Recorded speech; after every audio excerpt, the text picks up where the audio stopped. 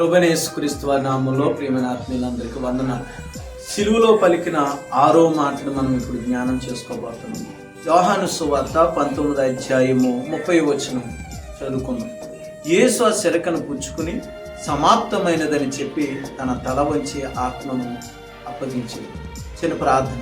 పరిశుద్ధుడా దేవా, నీకు వందనాలు. నీ ఆత్మ సహాయం ద్వారా నీ మాటలు జ్ఞానించే కృప మా అందరికీ దయచేయమని యేసయ్య నామములో అడుగుచున్నాము తండ్రి, ఆమేన్. చాలా మంది యేసుక్రీస్తు వారు సిలువలో పలికిన మాటలను కొంతమంది తెలియక వక్రీకరిస్తూ ఉంటారు. కొంతమంది యేసుక్రీస్తు వారి గురించి సరైన అవగాహన లేని వాళ్ళు ఈ మాటల జీవితాల్లో కొంతమంది వేరే విధంగా అర్థం చేసుకుంటుంటారు. కానీ జాగ్రత్తగా అర్థం చేయండి, ఈ మాట యేసుక్రీస్తు వారు సమాప్తం అయిపోయిందని ఏదో చేతకాకి మాట అనలేదు, కానీ విజయోత్సవంతో చెబుతున్న మాట. ఆయన అంటే సమాప్తం అయిపోయిందంటే ఆయన భూమి మీదకి వచ్చిన పని, తన తండ్రి తనకిచ్చిన బాధ్యత ఆయన విజయవంతంగా ముగించాడు.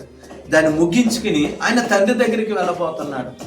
కాబట్టి మన జీవితాల్లో మనం గమనించాలి, దేవుడు ఏ ఉద్దేశముతో దేవుని యొక్క గ్రంథములో ఆయన మాటలు రాయించాడో మనం ఒకసారి జ్ఞాపకము చేసుకుని ఆ యొక్క కోణములోనే ఆ వాక్యాన్ని మనం అర్థం చేసుకోవాలి.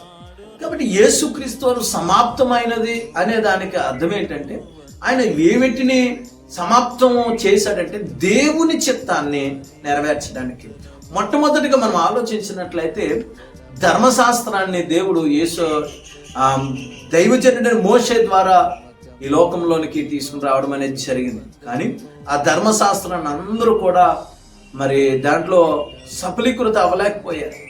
ధర్మశాస్త్రము పాపం అంటే ఏంటో చూపిస్తుంది, పాపం అంటే ఏంటో మనకు తెలిసేలాగా చేస్తుంది, కానీ ఆ ధర్మశాస్త్రం మనలో ఉన్న పాపాన్ని తీయలేకపోయింది. అందుకనే రోమిలికి రాసిన పత్రిక 10వ అధ్యాయం 4వ వచనంలో ఏమని రాయబడిందంటే, ధర్మశాస్త్రమునికి సమాప్తి చేయడానికి యేసుక్రీస్తు వారు ఈ లోకానికి వచ్చారంట. అంటే దేవుడు ధర్మశాస్త్రంలో ఉన్న ప్రతి ఆజ్ఞను యేసుక్రీస్తు వారు ఆయన నెరవేర్చి దానికి సమాప్తి చేశారు. కాబట్టి ఆయన మనందరి మీద ఉన్న ఒక భారాన్ని తీసేశాడు. ఇప్పుడు మనం స్వేచ్ఛగా దేవుని దగ్గరికి రాగలుగుతున్నాం. ఇప్పుడు యేసుక్రీస్తు వారు బలియాగం మీద, యేసుక్రీస్తు వారు మరణ పునరుద్ధానాల మీద మనం విశ్వసిస్తే చాలు, మనం నిత్యరాజ్యానికి వారసులం అయిపోతాం. కాబట్టి మన జీవితాల్లో దేవుడు విశ్వాసము ద్వారా, కృప ద్వారా రక్షణ మనకు అనుగ్రహించేశారు.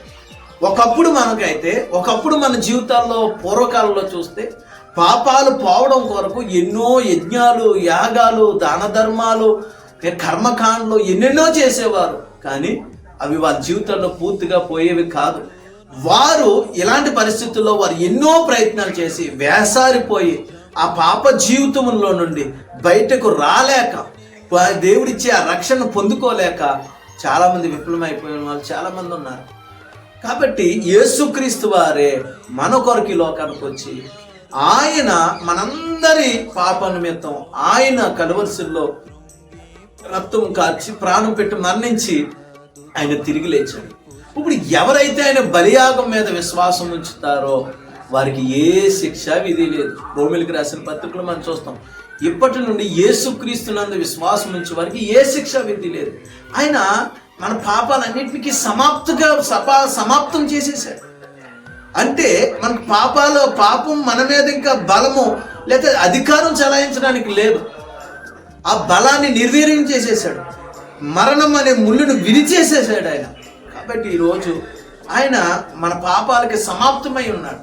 కాబట్టి ఈరోజు ప్రభునందు విశ్వసిస్తున్న ప్రియమైన ఆత్మీయ స్నేహితులారా, ప్రభువుకి నేను తెలియజేసేది ఏంటంటే, ఆయన సమాప్తమైనదని చెప్పింది ఈ ధర్మశాస్త్రానికి సమాప్తమైనది. 2, తండ్రి చెప్పిన ప్రతి బాధ్యతను ఆయన నెరవేర్చి ఈ లోకంలో ఎంతో క్లిష్టమైన పరిస్థితుల్లో ఆయన వెళ్ళినా వాటన్నిటిని జయించుకుంటూ ఏంటండి తనకు వచ్చిన ప్రతి శోధనని జయించుకుంటూ ఆయన పరిశుద్ధమైన జీవితాన్ని జీవించి అన్ని విషయాల్లో తనకిచ్చిన బాధ్యతలు ఆయన నిర్వర్తించి సమాప్తమైనదని చెప్పి ఆయన తండ్రి దగ్గరికి వెళ్ళాడు. ఈరోజు మరి యేసుక్రీస్తు వారు మనకు మాదిరిగా ఉన్నారు కదా. ఇప్పుడు మనము మన జీవితాలు ఎలా ఉన్నాయి? అపోస్తలుడైన పౌలు అంటాడు తన ముగింపులో, నేను నా పరుగు కడముట్టించి తిని విశ్వాసాన్ని కాపాడుకున్నాను. ఇక ముందుట నాకు నీతి కిరీటం దాచబడి ఉందని అని చెప్పాడు.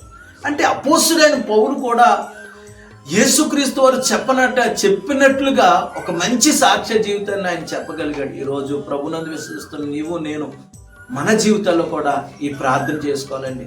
నా జీవితంలో నేను అన్ని ముగించాలి, నా బాధ్యతల్లో నేను న్యాయం చేయాలి.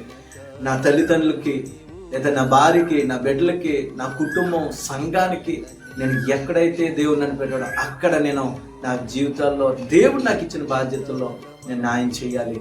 నా బాధ్యతలన్నిటి విషయాల్లో దేవుడు అప్పగించినంత నేను పూర్తి చేసి, దేవుడు ఒకవేళ ఆయన నాకు ఒక మంచి దర్శనం ఇచ్చాడు, ఒక భారం ఇచ్చాడు, ఆయన ఈ గ్రామం కొరకు లేదా ఈ పట్టణం కొరకు దేవుడు నన్ను పిలుచుకున్నాడైతే దేవుడు ఆ భారం అంతా కూడా మన జీవితాల్లో దేవుడు పెట్టుంటే అది మనం సమాప్తం చేయాలి. అంటే మనము ఉన్న సమయాల్లో దేవుడిచ్చిన సమయంలో మనం మంచి సేవ చేసి మన తర్వాత వారికి అది అప్పగించి మనము ముగించుకుని మనం దేవుడి దగ్గరికి వెళ్ళాలి. కాబట్టి యేసుక్రీస్తు వారు ఎలాగైతే విజయోత్సవంతో ఈ మాట చెప్పారో సమాప్తమైనదని మన జీవితంలో కూడా అలాంటి విజయముతో ఒక మంచి సాక్ష్యముతో మన జీవితాలు ముగించబడడానికి ఆత్మదేవుడు మనకు సహాయం చేయనుగాక. ఆమేన్.